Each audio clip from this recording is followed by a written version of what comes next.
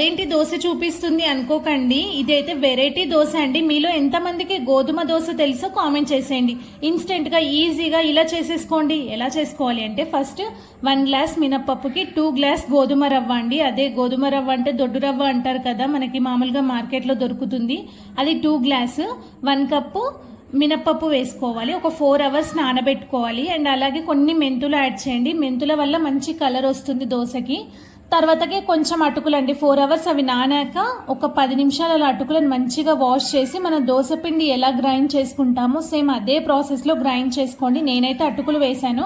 అటుకుల వల్ల same restaurant style వస్తుందండి. మీ ఇష్టం ఉంటే మీరు శనగపప్పు కూడా యాడ్ చేసుకోవచ్చు. నేనైతే శనగపప్పు యాడ్ చేయలేదు.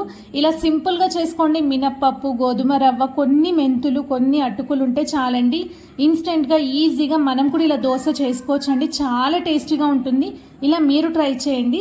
తర్వాత మనం మంచిగా గ్రైండ్ చేసి పెట్టుకోవాలి. దోశ పిండి లెక్క గ్రైండ్ చేసి పెట్టుకున్నాక దాంట్లోకి సరిపడా సాల్ట్ వేసుకొని మనం దోశ వేసుకోవడం అండి. ఇదేమి నైట్ అంతా పులవ పెట్టాల్సిన అవసరం లేదు. ఇన్స్టెంట్ గా వేసేసుకోవచ్చు.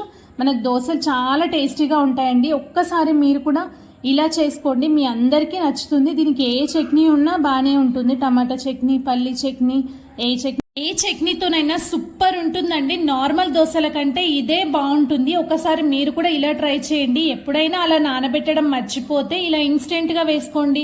అంతే అండి, దోశలు అయితే చాలా టేస్టీగా ఉంటాయి. మీరు కూడా ఒక్కసారి ఈ వీడియోలో చూపిస్తున్న విధంగా ట్రై చేయండి. మీ అందరికీ నచ్చుతుంది. ఇంకా అది మర్చిపోయి రోజు ఇదే తింటారు. అంత టేస్టీగా ఉంటుంది. మన క్రిస్పీగా కావాలంటే హై ఫ్లేమ్ లో పెట్టుకుని వేసుకోండి. లేదు అంటే లో ఫ్లేమ్ లో పెట్టుకొని ఇలా మెత్తగా ఎంజాయ్ చేయండి. చాలా టేస్టీగా ఉంటుందండి. మీరు కూడా ఒకసారి ఇలా ట్రై చేసి ఎలా వచ్చింది ఏంటి అనేది కామెంట్ చేసేయండి. ఈ వీడియో కనుక మీకు నచ్చితే like, share, subscribe my channel.